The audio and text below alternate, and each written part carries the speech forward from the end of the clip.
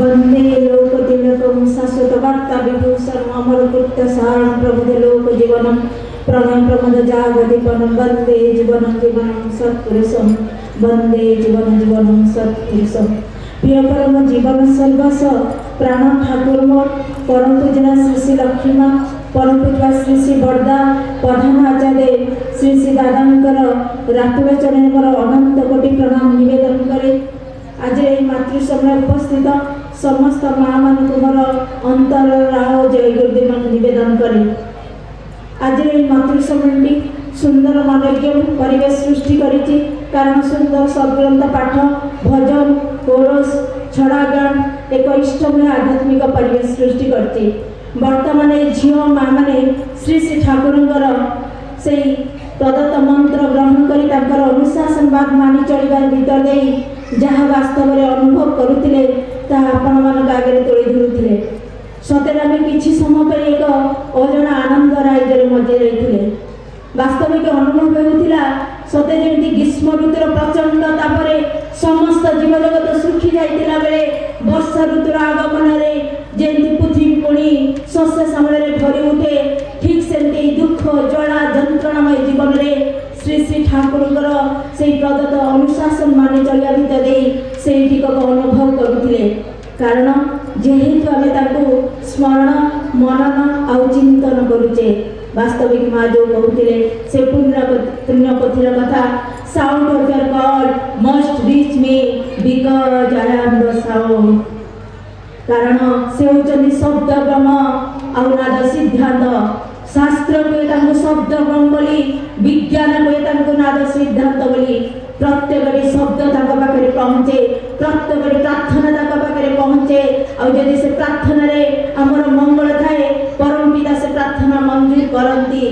प्रकृत में आज बहुत विषय झील माँ मैंने कहीगले वास्तविक विश्व आज भौतिक विज्ञान चरम उत्कर्ष लाभ करी मनीष पाखे धन ऐश्वर्य प्राचुर्य किसी अभाव नहीं किंतु मनीष पाखे टिके हैप्पीनेस नहीं मनीष आज प्रकृत में खुशी नहीं कहीं ना प्रकृत में देखा जाए पारिवारिक विशृंखला स्वामी स्त्री भितर कलह विद्रुतात्मक मनोभाव सन्देह अविश्वास रोग शोक विवाह विच्छेद अनेक किसी समस्या यार कारण होउची वर्तमान जुगरे ए जीवंत आदर्शमुखी चलनीर अभाव।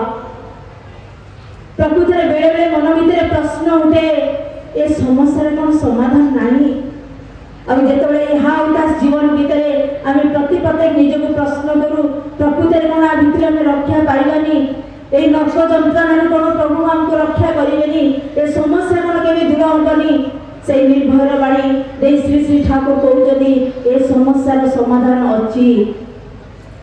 कालर प्रभाव समस्त जीव जगत जो पाप भार आक्रांत हुए से ईश्वर दया परवश हो रक्त मांस शरीर में धरा पृष्ठ से धर्मर ग्लानि दूर करने अवर्तीर्ण हुई और से उठती सर्वमानवर परम गुरु से ठाकुर से बाणी मोर मन पड़े विवाह पथे हाथ धरी दिए चलवा कायदा शिखे दिए तांको ही जानी गुरु बोली अभय पथे से ही तो निए कारण जो जीवन में गुरु आसती से मनुष्यरा रक्षा पाई जाए कारण आम मनीष आमर ज्ञान बुद्धि विवेक सीमित से जीवन चला पथरे अनेक किसी भूल भ्रांति होता है ये भूल को ठीक करने सुख शांति आनंद उन्नति रही से जीवंत आदर्शंकर प्रयोजन से सत्यांश मानी मन पड़े क्या आम गुरु और भगवान बोली भाविबा।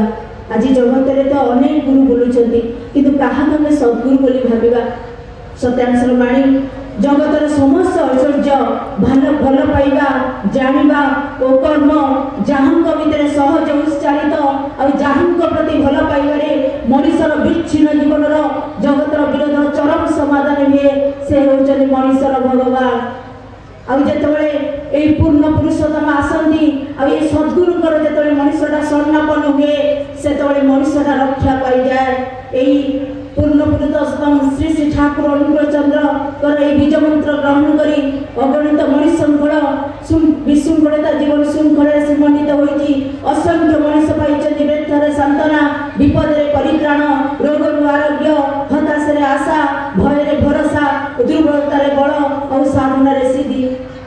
ଅବର୍ଣ୍ଣନୀୟ ପୁରୁଷୋତ୍ତମଙ୍କ କଥା କ'ଣ ବା କହିବି, କେଉଁଠୁ ଆରମ୍ଭ କରିବି କେଉଁଠୁ ଶେଷ କରିବି ଜାଣିପାରୁନି। ମାଆମାନଙ୍କର ଅନୁଭୂତି ଶୁଣିଲା ପରେ ଗୋଟେ ଅଲଗା ପ୍ରକାର ଫିଲ୍ ହେଉଥିଲା। ସତରେ ଆମେ ବଞ୍ଚି ଯାଇଛୁ, ସତରେ ଆମେ ରକ୍ଷା ପାଇଯାଇଛୁ। ପ୍ରତ୍ୟେକ ଆମେ ଯେଉଁମାନେ ଏଇଠି ଦୀକ୍ଷିତ ବସିଛେ ଆଉ ଠାକୁରଙ୍କର ସେଇ ଅନୁଶାସନ ଟିକେ ମାନିକି ଚଳୁଛେ, କେତେ ବିପଦରୁ କେତେ ଆମକୁ ସେ ପ୍ରତିଟି ମୁହୂର୍ତ୍ତରେ ରକ୍ଷା କରୁଛନ୍ତି, ହାତ ଧରି ଚଲେଇ ନେଉଛନ୍ତି। ପ୍ରକୃତରେ ଯେଉଁଠି ଭରସା ନଥାଏ, ଯେଉଁଠି କିଛି ପଥ ଦେଖାଯାଏନି, ମଣିଷ ନିଃସହାୟ ହୋଇଯାଏ, ସେଇଠି ପରମ ପିତା କେମିତି ହାତ ଧରି ଚଲେଇ ନିଅନ୍ତି, ଯେଉଁଟାକି ମୁଁ ବହୁ ସମୟରେ ମୋ ପରିବାର ଆଉ ପରିବେଶ ଭିତରେ ଅନୁଭବ କରିଛି। ସମୟ ତ ସୀମିତ, ସେଇ ସ୍ୱଳ୍ପ ସମୟ ଭିତରେ ତ ସବୁ କିଛି ବର୍ଣ୍ଣନା କରିପାରିବିନି, କିନ୍ତୁ ଏତିକି ଆଜି କହିବି ଠାକୁରଙ୍କର ଗୋଟେ ଘଟଣା ମନେ ପଡ଼େ। ଠାକୁରଙ୍କର ସେଇ ଘଟଣା, ଜଣେ ଠାକୁରଙ୍କର ଭକ୍ତ ଥିଲେ, ଠାକୁରଙ୍କ ଲୀଳା ପାର୍ଷଦ ଗୋକୁଳ ମଣ୍ଡଳ ଦା, ତାଙ୍କର କଥା କହିବି। ସେ ଠାକୁରଙ୍କୁ ଖୁବ୍ ଭଲ ପାଆନ୍ତି ଆଉ ସବୁବେଳେ ଇଷ୍ଟ କର୍ମରେ ଲାଗି ରହନ୍ତି। ଇଷ୍ଟ ବିନା ତାଙ୍କର କୌଣସି ଚିନ୍ତା ହିଁ ନାହିଁ, ପ୍ରତିଟି ମୁହୂର୍ତ୍ତରେ ସେ ଇଷ୍ଟ କାମରେ ହିଁ ବ୍ୟସ୍ତ। କିଛି ଦିନ ପରେ ଦେଖାଯାଏ ପରିବାର ଭିତରେ ଟିକେ ସମସ୍ୟା, ଆର୍ଥିକ ସମସ୍ୟା ଦେଖାଯାଏ। ପିଲାମାନଙ୍କୁ ଗଣ୍ଡେ ଖାଇବାକୁ ଦେଇପାରନ୍ତିନି, ସ୍ତ୍ରୀକୁ ଗଣ୍ଡେ ପିନ୍ଧେଇ ପାରନ୍ତିନି, ମନ ଭିତରେ ବହୁତ କଷ୍ଟ ଥାଏ, କିନ୍ତୁ ସେ କଷ୍ଟ କେବେ ପରମ ପିତାକୁ ଜଣେଇ ନାହାନ୍ତି। ହଠାତ୍ ଦିନେ ଠାକୁର ଶଶରେ ଥିବା ସମୟରେ ହିମାୟତପୁର ଯାଇଛନ୍ତି ଠାକୁରଙ୍କ ପାଖକୁ ଦର୍ଶନ ପାଇଁ, କିଛି ଅନ୍ତର କଥା ନିବେଦନ କରିବେ। ସେତେବେଳେ ଠାକୁର ଗାଧୋଇବାର ସମୟ ସେତେବେଳେ ଠାକୁରଙ୍କର ହେଇଛି। ସେଇ ଠାକୁର ଗାଧୋଇବା ପୂର୍ବରୁ ତେଲ ମାଲିସ ହୁଅନ୍ତି, ଗାଧୋଇ ଯାଉଛନ୍ତି। ତାପରେ ଗୋକୁଳ ଦାଙ୍କୁ ଯେତେବେଳେ ଦେଖୁଛନ୍ତି ଠାକୁର କହୁଛନ୍ତି, ଆରେ ଗୋକୁଳ ଦା କେମିତି ଅଛନ୍ତି? ଗୋକୁଳ ଦା କହୁଛନ୍ତି, ଠାକୁର ଖୁବ୍ ଭଲରେ ଅଛି, କିନ୍ତୁ ଅନ୍ତରରେ ଅନେକ କଷ୍ଟକୁ ଚାପି ରଖିଥାନ୍ତି। କେବେ ଶ୍ରୀ ଶ୍ରୀ ଠାକୁରଙ୍କୁ ନିବେଦନ କରିନାହାନ୍ତି। ତାପରେ ଠାକୁର ଗାଧୋଇ ଯାଉଛନ୍ତି, ଗୋକୁଳ ଦାଙ୍କୁ ମଧ୍ୟ ସାଙ୍ଗରେ ନେଇକି ଯାଉଛନ୍ତି। ଆଉ ଯେତେବେଳେ ପଦ୍ମାରେ ଯାଇକି ପହଞ୍ଚିଛନ୍ତି, ଠାକୁର 3 ଥର ବୁଡ଼ ମାରିକି ଗାଧାନ୍ତି। ନାକ ବନ୍ଦ କରିକି 3 ଥର ବୁଡ଼ ମାରିକି ଗାଧୋଇଲା ପରେ ଗୋକୁଳ ଦାଙ୍କୁ ଶ୍ରୀ ଶ୍ରୀ ଠାକୁର କହୁଛନ୍ତି, ଗୋକୁଳ ଦା ଆପଣ ଗୋଟେ କଥା କହିବି, ଆଉ ଗୋଟେ ଜିନିଷ ମାଗିବି, ମୋତେ ଦେବେ? ଗୋକୁଳ ଦା ଆଶ୍ଚର୍ଯ୍ୟ ହୋଇକି ଠାକୁରଙ୍କୁ ଚାହୁଁଛନ୍ତି। ଆରେ ଇଏ ତ ପୁରୁଷୋତ୍ତମ, ଆମ ସୃଷ୍ଟିକର୍ତ୍ତା ବୋଲି ଜଗତ ଆଜି ଇଏ କରେ, ଇଏ ତ ପରମ ପିତା, ଇଏ କ'ଣ ମୋର ମନର କଥା ବୁଝିପାରୁନାହାନ୍ତି? ଏତେ ଅଭାବ ଅସୁବିଧା ସତ୍ତ୍ୱେ ମୁଁ ଆଜି ଆସିଛି ମୋର କଷ୍ଟ ପରିବାର କଷ୍ଟ କହିବା ପାଇଁ, କିନ୍ତୁ ଏ କ'ଣ ଏତିକି ବୁଝିପାରୁନାହାନ୍ତି? ମୋତେ ପୁଣି ମାଗୁଛନ୍ତି। ଆଚ୍ଛା ଠିକ୍ ଅଛି, ଠାକୁରଙ୍କୁ ତ ସେ ଭକ୍ତ ଥିଲେ, ଭକ୍ତ ମଣିଷ। ଠାକୁରଙ୍କୁ କହୁଛନ୍ତି ଠିକ୍ ଅଛି, ଯଦି ଜୀବନଟା ମାଗିବେ ଦେଇଦେବି, ମୋ ପାଖେ ତ ଆଉ କିଛି ନାହିଁ। ତାପରେ ଠାକୁର ଗୋକୁଳ ଦା କହୁଛନ୍ତି, ଦେଖ ଗୋକୁଳ ଦା, ଆପଣ ମାନେ ସତ୍ୟ କରି କୁହନ୍ତୁ, ମୁଁ ବ୍ରାହ୍ମଣର ସନ୍ତାନ, ଆପଣ ମୋତେ କହିଛନ୍ତି କିନ୍ତୁ ମନା କରିବେନି। ତାପରେ ଠାକୁର ମାନେ ପାଣି ଯେମିତି ବ୍ରାହ୍ମଣ ଜଳ କରେ, ସେ ଠାକୁର କଇତା ଟିକେ ଗୋଡ଼େଇକି ହାତରେ ପାଣି ଜଳ ଗ୍ରହଣ ନେଇଛନ୍ତି, ଆଉ ହାତରେ ହାତ ପକେଇକି କହୁଛନ୍ତି, ଗୋକୁଳ ଦା ମୋ ହାତ ଉପରେ ହାତ ରଖି କୁହନ୍ତୁ ଯେ ଦେଇପାରିବେ ଆପଣଙ୍କ ଜୀବନର ଦୁଃଖ, କଷ୍ଟ, ଜଳା, ଯନ୍ତ୍ରଣା, ଅଭାବ ଯାହା କିଛି ଅଛି ଦେଇପାରିବେ ଗୋକୁଳ ଦା। ତାପରେ ଗୋକୁଳ ଦାଙ୍କର ଧାର ଧାର ଲୁହ ବହି ଯାଇଛି ଯେ ପ୍ରକୃତରେ ଠାକୁର ଆମମାନଙ୍କଠାରୁ କ'ଣ ଚାହାନ୍ତି।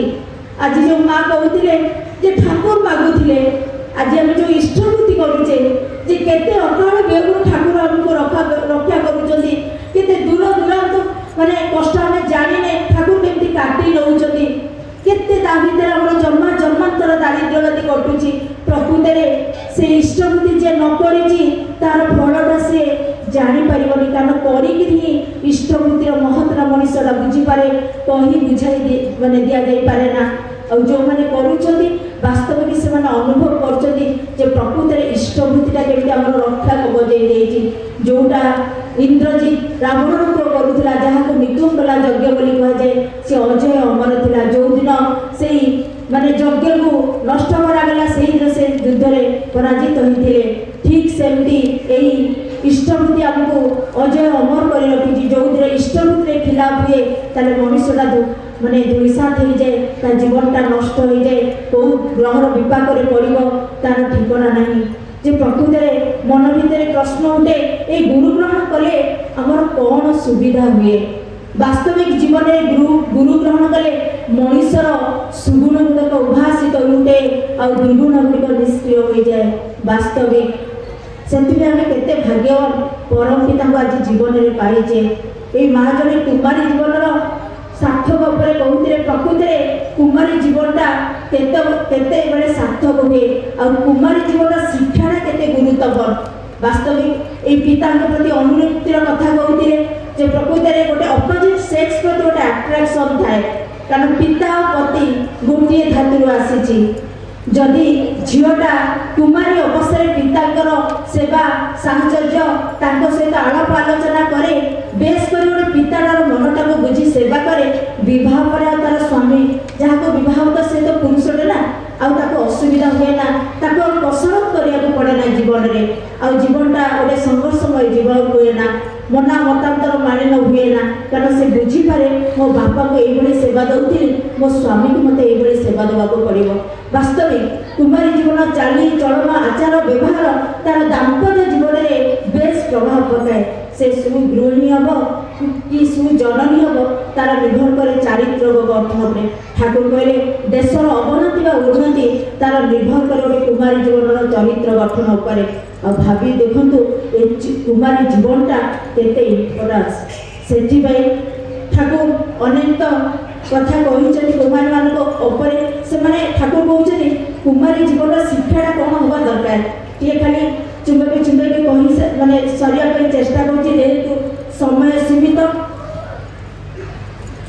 ठाकुर कहते कुमारी जीवन शिक्षाटा भक्ति और सेवामूलक हवा दरकार वास्तविक से जीवनटा तार सार्थक हुए भक्ति और सेवा दीटा जिनस सर्वोत्तम शिक्षा ठाकुर कहले आ विषय जिते बेसी झील को शिखेबे और करेबे से बेसी माने परिवार परिवेश परिजन को नर्चर दे पारिबो पोषण दे पारिबो से परम पिता तो अनेक कथा अच्छी आईटा केवल खाली कुमारी अवस्था तो हेनी तार विवाह जीवन में बहुत गुरुत्वपूर्ण ठाकुर कहले कुमारी जीवन में से तार पिता को आइडियल भाव में ग्रहण कर स्वामी स्वामी को यही दुईटी को मुख्य कर चलो यदि कुमार जीवन में पिता को विवाह पर स्वामी को केन्द्रीभूत कर जीवनटा चले ताले नष्ट हुए ना ठाकुर कहते झीर निशाटा बापर उपर पुअर निशार मार उपर ए पुओ झील नष्ट हमें के चापरे वास्तविक एम के चापरे नष्ट हमें प्रकृति में कुमार जीवन शिक्षाटा तार घर ही आरंभ हुए ठाकुर कहे विद्यालय में पुओ झील जिते भी विद्या शिखुना घर शिक्षा सृष्टि नहले श्रेष्ठ से बह हुए ना प्रकृति में कुमार जीवन शिक्षाटा तार माने माँ ठार ही आरंभ हुए से ठाकुर कहते मार आचार व्यवहार अभ्यास ये सब प्रति विशेष सावधान रहा दरकार कारण पिलाटी अनुसरण करे ना अनुकरण करे बेले बेले देखा जाए पिला माने जेतबेले कोनोसी जिद्दीवशत कोनोसी काम करती सेतबेले माँ तार ताकू चुप करी